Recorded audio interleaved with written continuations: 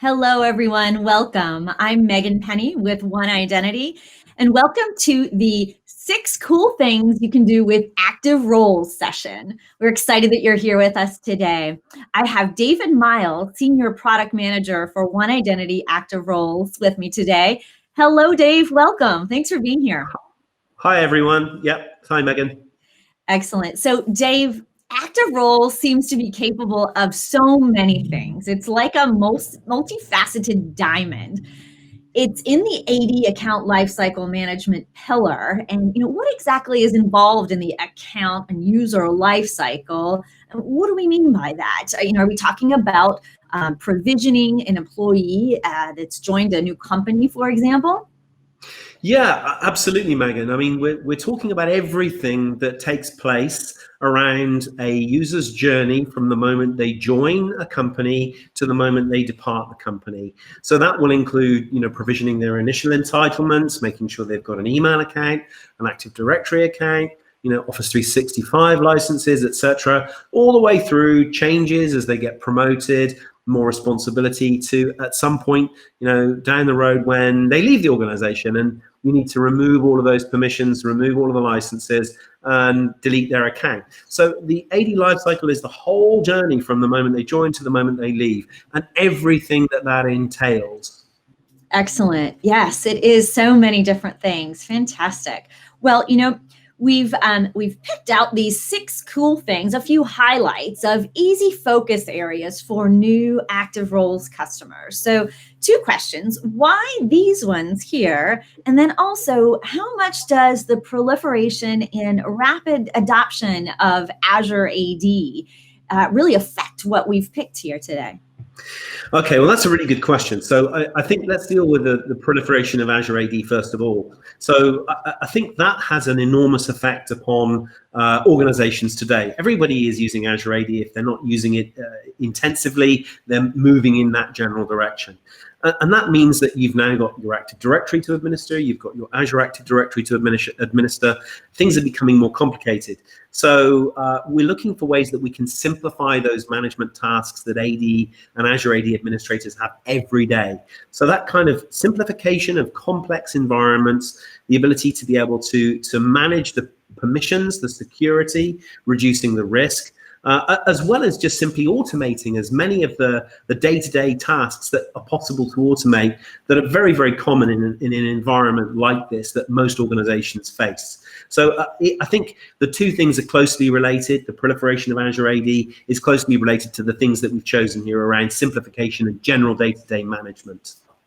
Excellent. Okay, well, thank you. So let's dig in here. So simplifying the management of complex environments. In a recent chat with a company, we learned that they had a bunch of Office 365 licenses assigned to and tied up with folks that had left the company. They had not been freed up and returned to the usable pool. Does active roles help with anything to do with that situation? It actually does, yeah. I think, if you think of the life of an administrator, there's lots of pressures coming in from all different directions. The focus is always on getting new people started and making them productive for the business. So, very often that means that things that where an organization has people leaving, because there's nobody, no pressing need from somebody wanting to do something for those users who are leaving the business, things like freeing up expensive resource and assets like Office 365 licenses often gets left or forgotten, or at the very best deferred. So active roles can do that for us. So when somebody leaves an organization, along with cleaning up all of the permissions that they have, the group memberships that they have, you can control and manage things like expensive licenses like Office 365, returning them to a license pool so that they can be reused. So yeah, it absolutely does help with that. Excellent. Great. Well, let's move on to our next cool thing. So managing permissions, when it comes to admin passwords, typically it's not just 1 or 2 people at an organization who have the admin passwords. Commonly, it's more like 101 people at a company. So how does active roles help us get our arms around this situation?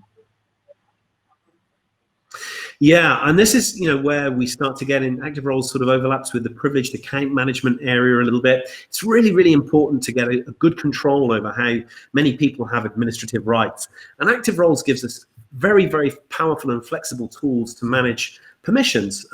We can delegate permissions on a very finely granular basis. So, for example, maybe there's a remote satellite office and you want to be able to delegate the management of that print queue in that satellite office to somebody that's physically located there. Well, you can do that without giving them administrative rights to everything. You can just give them permissions to manage the print queue. So this ability to be able to fragment, parcel up and apportion permissions to users that need them, but nothing more, is a core function of active roles. And it gives the ability to be able to manage those permissions on a repeatable basis. So if you've got a new user and you want user Dave to be like user Megan, that becomes very, very easy. All of these things are very, very difficult to do with the native tools in Active Directory. And Active Roles makes them very, very simple, very repeatable, and allows us to track and monitor exactly who has what and who has done what through the entire life cycle of the user from the moment they join to the moment they leave. Excellent. We mentioned privilege security for AD, and I agree. This is our next cool thing.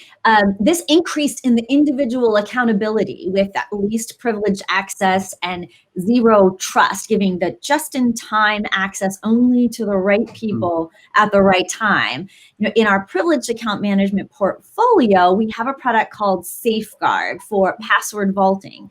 And Dave, on first glance, it looks like Active Roles helps with those privileged accounts too. And we know that Safeguard adds more capability with those privileged accounts. So how do the two products work together, and what more do they provide when we have that synergy between the two?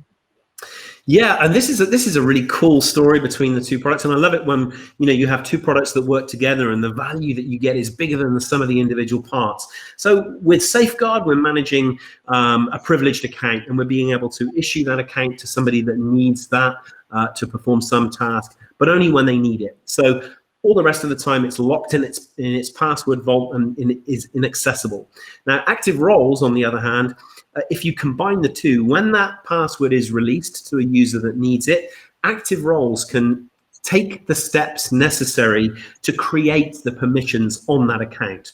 So prior to the account being issued, there are no standing or static privileges, no rights associated with it. So Safeguard can call Active Roles through a REST interface, and Active Roles can then instantiate the permissions, give the rights to that account, but only just in time for the user to use them. And when that user is finished and done, Safeguard will check the account back in, remove the password and make it safe, put it back in the vault, but also call Active Roles and ask Active Roles to remove, take away, wipe out all of the permissions. So there are no standing privileges on that account.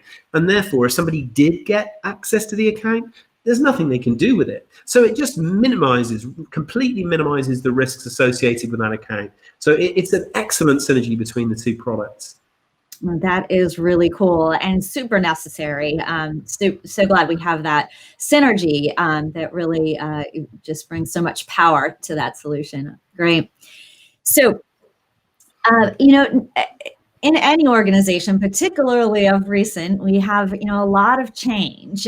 So it's happening all the time. It's just constant. How does Active Roles help with managing that change?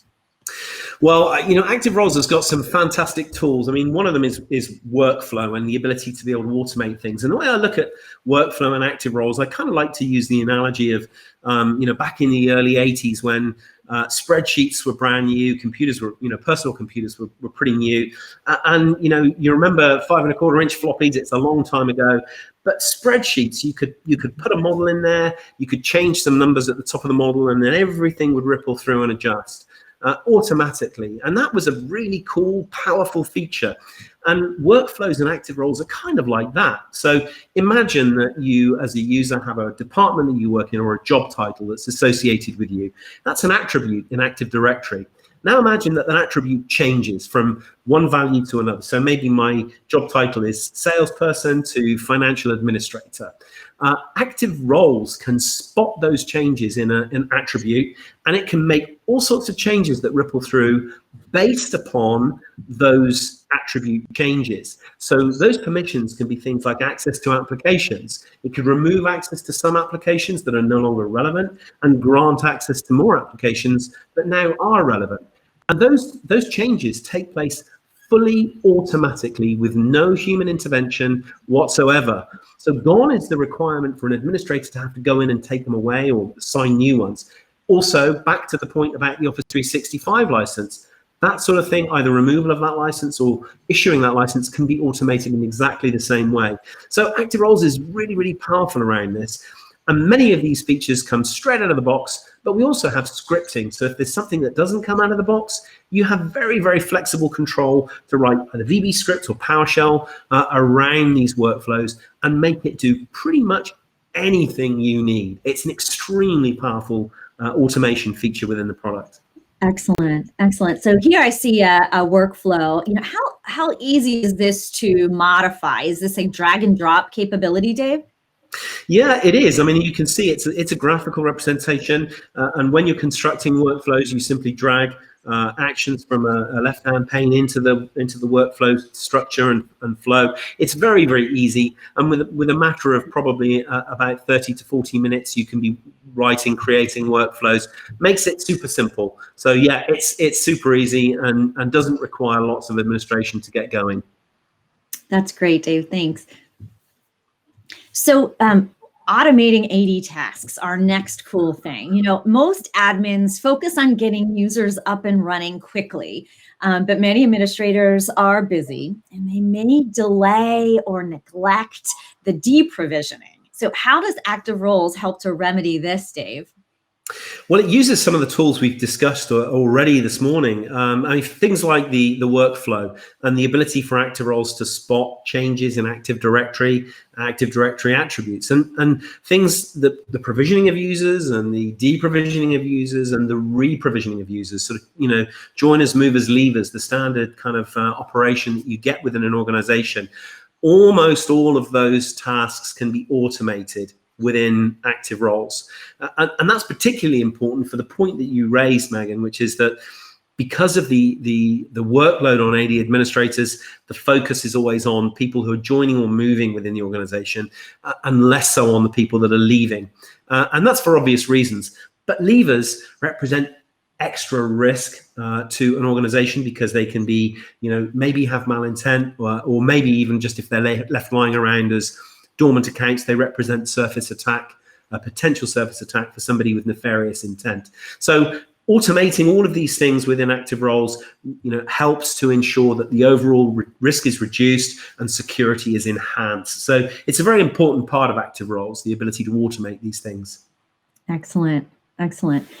Next, we want to think about that automating the tasks with AAD. AAD imposes a structure on the data that the business uses, and many times that structure doesn't always lend itself to the way the business needs to operate. So Dave, how can Active Roles adjust to accommodate the business need and not just that AAD hierarchy? Yeah, this is, again, it's another great point.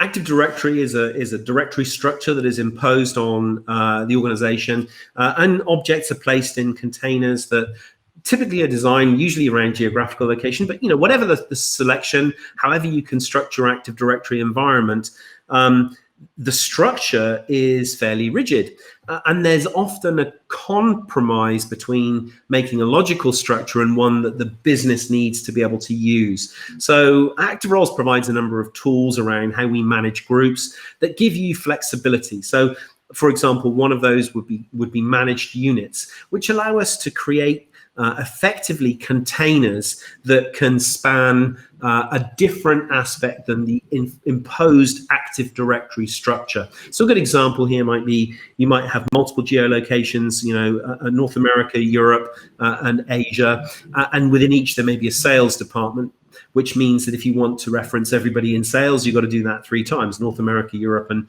Asia. Active roles gives you the ability to create a managed unit that says, I want to create a virtual container, a managed unit called sales, and that would represent the sales in North America, sales in Europe, and sales in Asia. And you can then assign permissions or communicate with the members of that group as a single entity. And that sort of ability to slice and dice the directory and business requirement needs is powerful. But we also have things like dynamic groups that can be populated based upon queries, so that the membership can change in a dynamic way. As somebody moves within the organization, their roles change, their physical building that they work from changes. Those can all affect group membership. So the tools that Active Roles provides around group management, again, make the AD administrator's life extremely simple. Excellent. Yes, that agility and ability to accommodate is a really cool feature, but the dynamic groups and managed units. Thanks for discussing that. Well, so it's pretty clear to me that, data consistency really helps to automate those rules of active roles. What else is there, Dave, with data consistency that's important for active roles? Well, it's actually really crucial, because if we're going to use some of the attributes in Active Directory to key off, so whether that be department name or a job title or a building name, you want to be able to say that if the building name changes from building 123 to building 456, then that triggers some change. If the names vary, then it's very hard to use that for automation. So data consistency is really important, and Active Roles provides a very flexible set of tools around policy to determine what values can be held in certain attributes within the directory. So as well as things like forcing values to be typed in. So many AD attributes can be free type, which means they can be left blank. Active Roles will provide the ability to be able to say, you must put something in this field.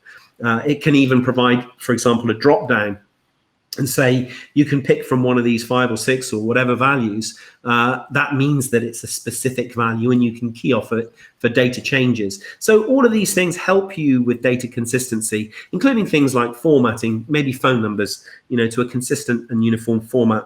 All of these things are extremely useful in the way that we ensure data integrity. Furthermore, you may be deploying Active Roles to an existing directory. You can go back and use it to look for non-compliant fields so that you can then take steps to remediate any values that were entered before Active Roles was deployed. So there's lots of ways that Active Roles can help you build that data consistency and clean the data as you go forward. And often this is important as part of a precursor to moving to Azure AD as well. So lots and lots of tools that help with data consistency. Excellent. That consistency is critical, particularly as we discussed that move to Azure. Fantastic. Super cool. Thank you. Yeah. So it seems like Active Roles has so many different ways that it can help a business, and we haven't even touched on all of them. Well, let's recap here of these 6 cool things that we've got. We can simplify the management of complex environments. As you said, we've got, that single point of administration, that single pane of glass that helps with this. We can manage permissions with the ability to have fine-grained delegation, and also that privileged security for AD, zero trust and least privileged access. And then, as you mentioned, we're creating those workflows, very powerful ability to have those workflows with a specific scripting to customize them. And that really helps us manage that ongoing change for an organization. And then automating AD tasks with group management. We had a great chat about the managed units and dynamic groups. That's a really powerful capability. And then lastly, the ensuring data consistency, which is a really critical and cool part with those powerful policy controls. Dave, did we get all of that right? You did. You spot on, nailed it. And obviously, these are just the 6 cool things we could fit in this session. There are many, many more cool things. I wish we had time to talk about all the others. Excellent. Well, thanks so much for being here, everyone. We appreciate your time. Enjoy the rest of the sessions. Thank you.